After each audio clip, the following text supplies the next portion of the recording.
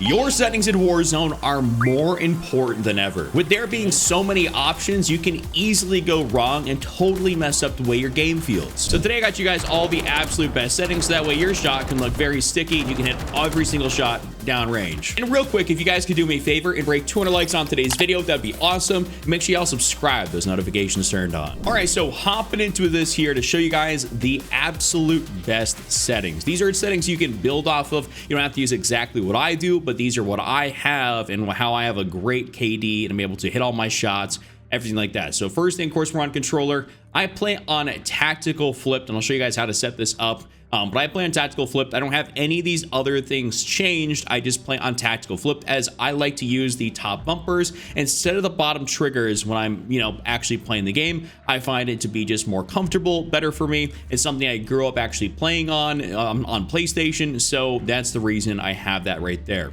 Now we're gonna go down here to my stick layout preset. That's gonna be on default, and my horizontal and my vertical stick sensitivity is at a 1.4. So I know to some people this may seem very slow, to some people it may seem perfect. Kind of everybody's a little bit different, but I always say that a lower sensitivity is going to be better. You don't need something that's going to be like a 2+ sensitivity in order to be able to hit your shots.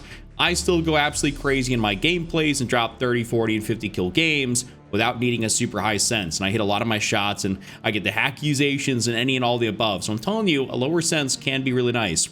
Now I'm going on down here, simplified controls preset off, low motor strain off, bumper ping, I don't have that. And then this is how you do the tactical flips, by having your swap LB RB with LT RT. I have the scuff and vision controller, so it shows up as Xbox buttons, but largely speaking, I still have the PlayStation, guy in me, where I prefer to have a PlayStation button controller, but it is what it is. So that's really going to be that. You can have controller vibration on, does not really matter. I think mine's just kind of on, but it doesn't really even activate. Anyways, today's video is sponsored by Warzone, your source of unlimited entertainment, which includes tons of fan favorite games like Solitaire. Of course, it has bingo, then everyone's favorite, chess. The nice thing about Warzone is that you can start games as low as 20 cents and you're only playing against real people. And then when you win those games against those real players, you're able to get instant PayPal withdrawal for your winnings. And something you guys should know is that there is no ads in the entire app, and with there being over 250 million plus real players worldwide and some crazy good ratings on the App Store and Trustpilot, it shows you how great of an app Warzone is. And when you decide to download Warzone, you can use my link at the top of the description below, which gives you up to $10 in benefits. Something I personally really like is that they have a referral program for everybody out there. So when you refer a friend, you can get $2 in cash, which can be either used in game or just be straight up withdrawn. With that being said, make sure you guys go ahead and hit that top link in the description below to download Warzone, or use my QR code on screen. Thanks to them for sponsoring today's video. Now hopping in here to something absolutely crucial, your dead zones. Just make all the difference in the world. It makes all the difference in the world.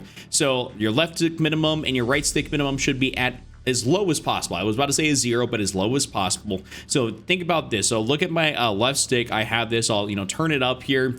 If you see that it's at 16, I think the default is like 15. If at that circumference right there, that circumference right there in the middle, that means that when my stick moves, literally no input, nothing registers, nothing happens. So when you think about it, when Call of Duty is a reactionary FPS, having the ability to hit those small flick movements and having stuff activate quickly is better. So you want this to be as low as possible. I plan a 0 because that's what I feel comfortable with, but I'd recommend working your way down. Also, stick drift will impact how low you're able to go. And if you have a lot of stick drift, at that point you should probably just get a new controller. So now your left stick max and your right stick max, these are going to be different. The reason this is at a 60 is because this is what we're moving around with. And I want my maximum input that I need to activate, my full sprint, my full left, backwards, forwards, everything.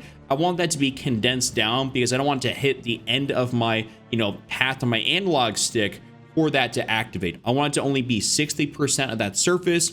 That allows me to be able to just get that maximum input very quickly and not feel like I'm missing out by having less surface area. So that is huge, and you guys should do that.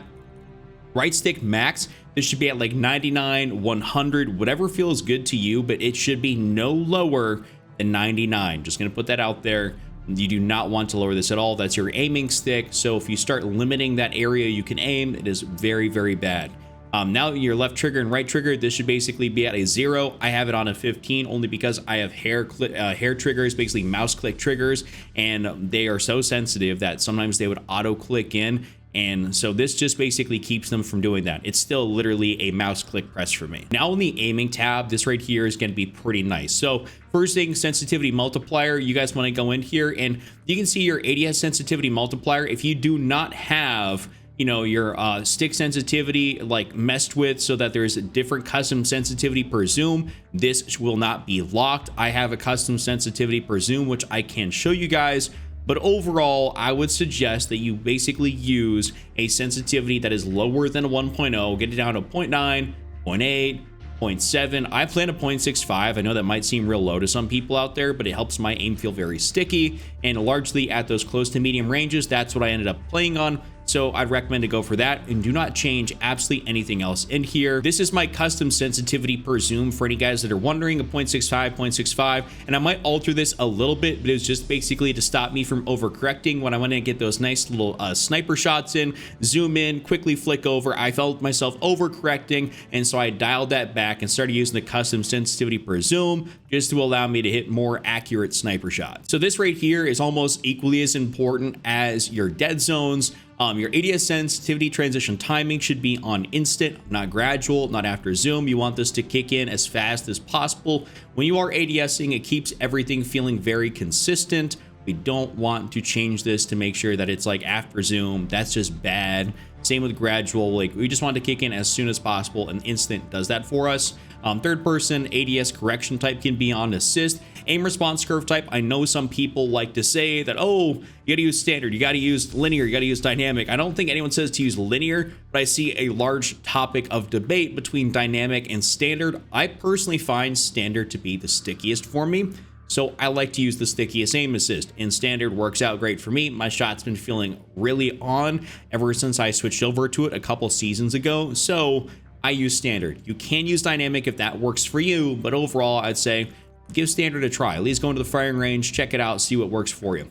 Now going on down here, your aim response curve slope scale, you want to leave this at a 1.0. No reason to dial this back. When you think about it, basically when you start dialing your response curve slope scale back, think about if you have like a nice S.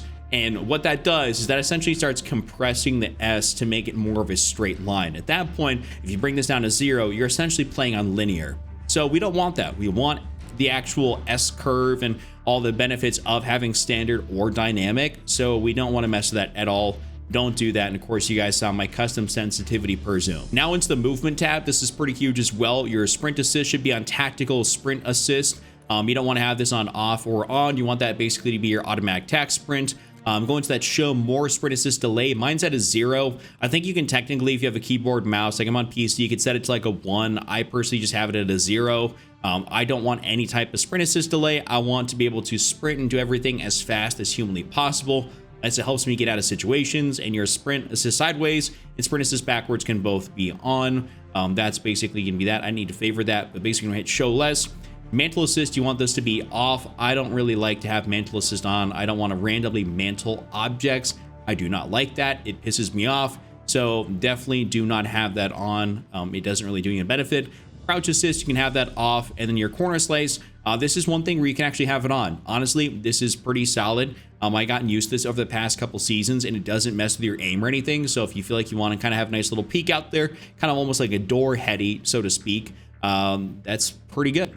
Now your slide/dive behavior, this should basically be on hybrid. I'll tell you guys this right now. Hybrid is basically the best one in here. I felt like when I was playing the game and I was on tap to slide, you know, I was still doing all my slide canceling, still doing everything, but I felt like I was still clunky, a little bit sluggish. And then I switched over to hybrid and all my movements were inputting so much faster.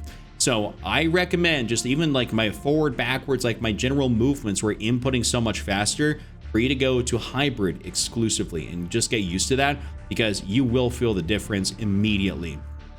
Now we can go down here. I don't actually have this really checked, but I mean, if it is going to be on anything, it'd basically be on medium. So that's kind of really that. You can have this on whatever the lowest possible one is, but overall, I just have it on hybrid, and that's really going to be about it.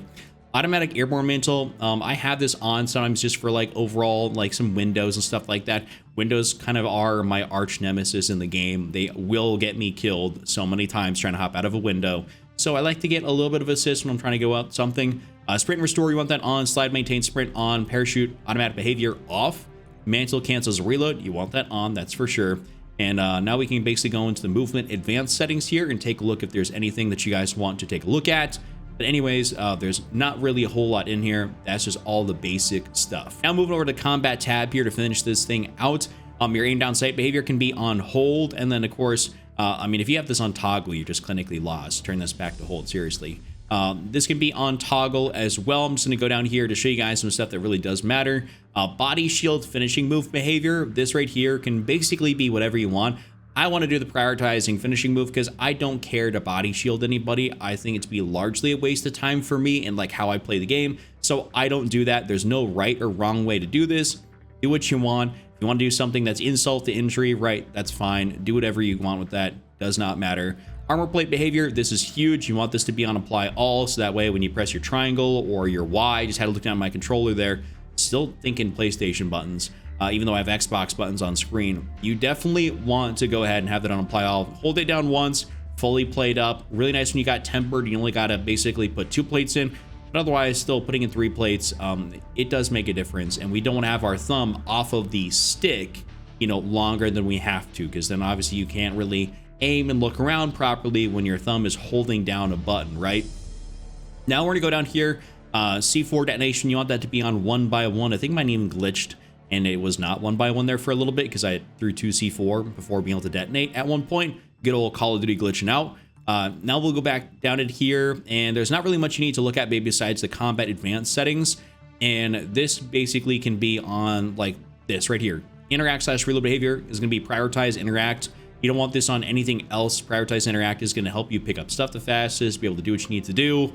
You do not want on tap to reload unless you're playing multiplayer. Multiplayer tap to reload's fine, but for Warzone, prioritize interact is the only right way to do this. I don't care what you say. Anything else, it is the move. And if you're using something else, you're going to be putting yourself at a disadvantage. Also, very underrated setting, sprint cancels reload. You want this off because it is really nice to actually be able to sprint and kind of reload or run around and reload at the same time. If you want to get out of a reload, then you can just YY, you know what I'm talking about? So you can just do that. And then your akimbo behavior should be on independent. ADS stick swap can be off, and your depleted ammo weapon switch, not going to happen very often, but when it does, it is nice to have it automatically switch over to instead of shooting blanks.